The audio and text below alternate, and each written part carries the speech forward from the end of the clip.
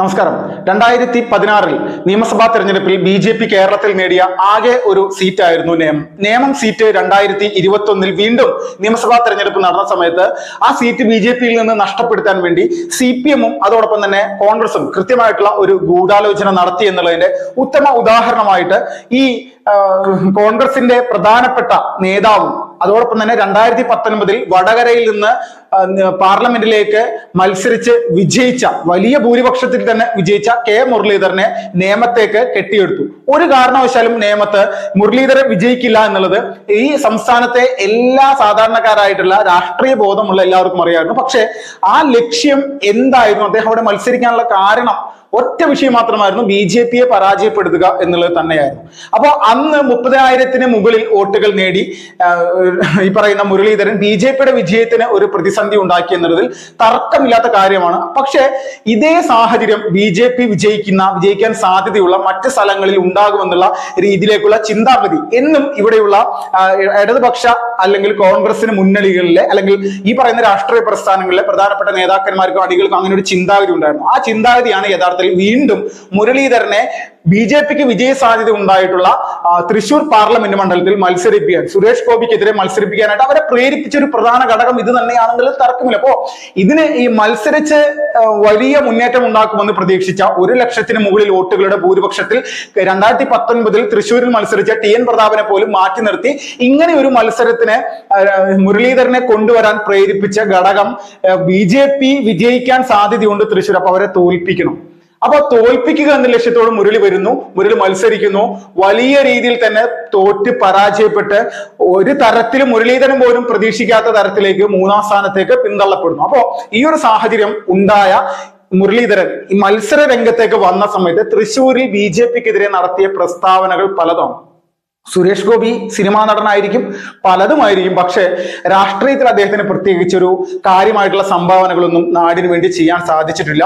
അദ്ദേഹം ഇവിടെ പരാജയപ്പെടും, BJP 3-ാം സ്ഥാനത്താകും എന്നുള്ള രീതിയിലേക്കുള്ള പ്രസ്താവനകൾ നടത്തി. ഇത് തന്നെയാണ് LDF-ന്റെയും സ്ഥാനാർത്ഥിയായിട്ടുള്ള VS സുനിൽകുമാർ അടക്കം ഇങ്ങനെ പറഞ്ഞ് നിരന്തരമായിട്ട് മുന്നോട്ട് വന്നുകൊണ്ടിരുന്നത്. അപ്പൊ ഇങ്ങനെയുള്ള പ്രസ്താവനകൾ നിരന്തരമായിട്ട് നടത്തിയ മുരളീധരനെ സംബന്ധിച്ച് ഇലക്ഷൻ കഴിഞ്ഞ സമയത്ത് 3-ാം സ്ഥാനത്തേക്ക് എത്തുക മാത്രമല്ല, മാനസികമായി വലിയ രീതിയിലുള്ള ഒരു പ്രതിസന്ധിയിലേക്ക് അദ്ദേഹം എന്താ പറയാ ചാടിപ്പോകുന്ന, അല്ലെങ്കിൽ ആ ഒരു പ്രതിസന്ധിയിലേക്ക്, ആ ഒരു കുഴിയിലേക്ക് എത്തുന്ന തരത്തിലേക്കുള്ള മനോനിലയിലേക്ക് കാര്യങ്ങൾ മാറിയിരുന്നു അദ്ദേഹത്തിന്റെ. അതിനുശേഷമുള്ള പ്രസ്താവനകൾ കണ്ടപ്പോൾ തന്നെ മനസ്സിലായി അല്ലെങ്കിൽ മുരളീധരൻ ഒരിക്കലും അവിടെ മത്സരിക്കരുത് എന്നുള്ള രീതിയിലേക്കായിരുന്നു പത്മജ വേണുഗോപാലിന്റെ, അദ്ദേഹത്തിന്റെ സഹോദരിയെ അടക്കം വലിയ രീതിയിലുള്ള പ്രസ്താവനകൾ മുന്നോട്ട് വന്നു. അപ്പോ ഇങ്ങനെയുള്ള പ്രസ്താവന നടത്തിയിട്ടും അതിനൊക്കെ പരിഹാസ രൂപേണ ഒരു രീതിയിലും തൃശ്ശൂർ BJPക്ക് വിജയിക്കാൻ സാധിക്കില്ല എന്ന് പറഞ്ഞ വ്യക്തി തോറ്റ് തുന്നം പാടിയതിനു ശേഷം വരാനിരിക്കുന്ന ഉപതെരഞ്ഞെടുപ്പ് ഷാഫി പറമ്പിൽ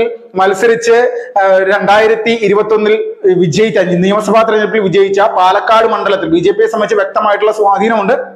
ഈ മണ്ഡലത്തിലെ ഉപതെരഞ്ഞെടുപ്പ് വരികയാണ്. അടുത്ത മാസങ്ങളിൽ ഇത് ഉണ്ടാകാനുള്ള സാധ്യതയുണ്ട്.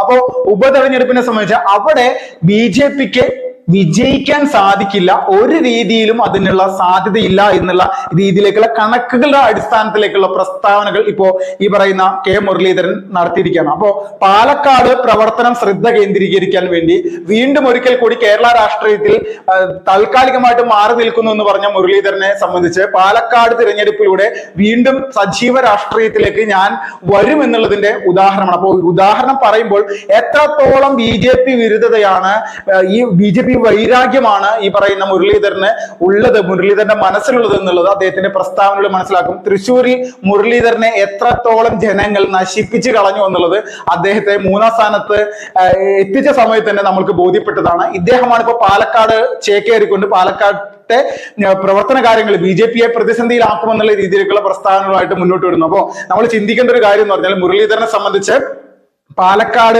കണക്കുകൾ പറയുകയാണ്. മുരളീധരൻ ഇങ്ങനെ കണക്കുകൾ എടുത്താണ് പറയുന്നത്.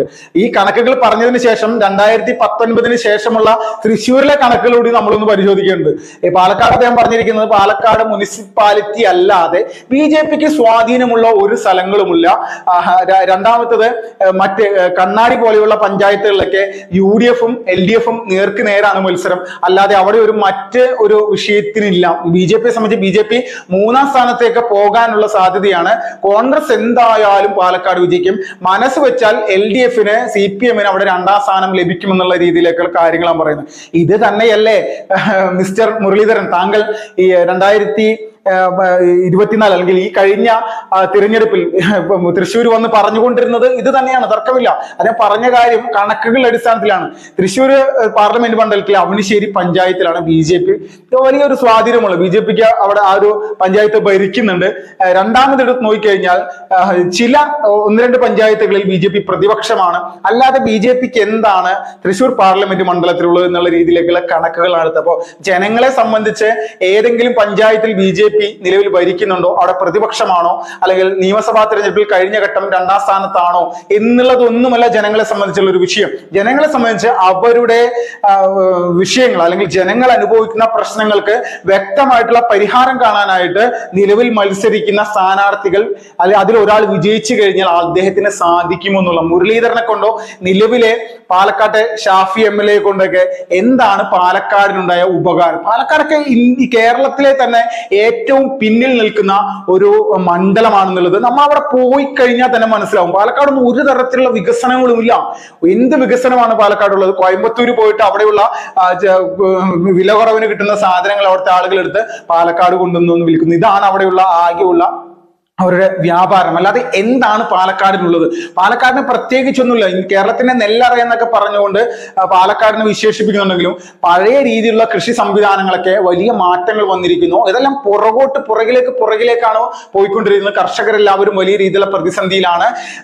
കൂടാതെ ഏറ്റവും വലിയ ഒരു പ്രതിസന്ധി എന്ന് പറഞ്ഞാൽ വികസനം തൊട്ട് തീണ്ടാത്ത ഒരു പ്രദേശമായിട്ട് പാലക്കാട് മാറിയിരിക്കുന്നു. അപ്പൊ ഇതിനൊക്കെ ഒരു മാറ്റം ഉണ്ടാകണമെങ്കിൽ ഇനി BJP തന്നെ അധികാരത്തിൽ വരണം. പാലക്കാട് BJPക്ക് വിജയിക്കാൻ സാധിക്കുന്ന ഒരു സ്ഥലമാണ്. അപ്പൊ ആ ഒരു മാനസികാവസ്ഥയിലേക്ക് പാലക്കാട്ടെ ജനങ്ങൾ സ്വയം മാറുകയാണ്. CPM-ന്റെ പാർട്ടി ഗ്രാമങ്ങളടക്കം നിലവിൽ കഴിഞ്ഞ പാർലമെന്റ് തെരഞ്ഞെടുപ്പിൽ BJP പല മണ്ഡലങ്ങളിലും പല സ്ഥലങ്ങളിലും കേരളത്തിന്റെ പല സ്ഥലങ്ങളിൽ അത് വലിയ ഒരു മുന്നേറ്റം ഉണ്ടാക്കാൻ സാധിച്ചിട്ടുണ്ട്. കണ്ണൂർ പോലും പാർട്ടി ഗ്രാമങ്ങളിൽ BJPക്ക് വോട്ടുകൾ കൂടിയിട്ടുണ്ട്. തൃശ്ശൂർ പാർലമെന്റ് മണ്ഡലത്തിലൊക്കെ ഒരു ഹിന്ദു വോട്ട് പോലും ഇല്ലാത്ത മുഴുവൻ മുസ്ലിം വോട്ടുകളുള്ള BJPക്ക് കഴിഞ്ഞ കാലങ്ങളിൽ 0 വോട്ടുകൾ ഉണ്ടായിരുന്ന സ്ഥലത്ത് പോലും BJP 30 മുതൽ 120 വരെ സീറ്റുകളൊക്കെ ഒരു പ്രവർത്തനം പോലും ഇല്ലാതെ അല്ലെങ്കിൽ കാര്യമായിട്ടുള്ള കാര്യങ്ങൾ ചെയ്യാൻ പോലും സാധിക്കാത്ത ബൂത്തുകളിൽ പോലും നേടിയെടുത്തു എന്ന് പറയുമ്പോൾ ജനങ്ങളുടെ ഇടയിൽ രാഷ്ട്രീയ ജാതി മതത്തിന് ഉപരിയായിട്ട് ഒരു രാഷ്ട്രീയ പ്രസ്ഥാനത്തിനോട് എത്രത്തോളം താല്പര്യമുണ്ട്,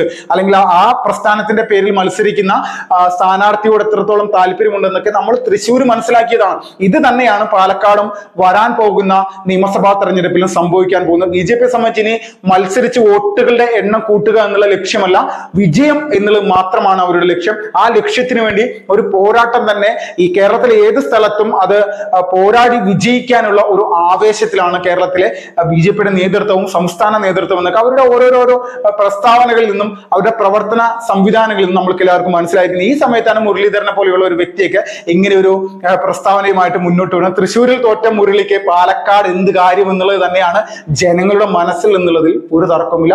വിപിൻ ലാൽ, ഫാസ്റ്റ് റിപ്പോർട്ട്സ്.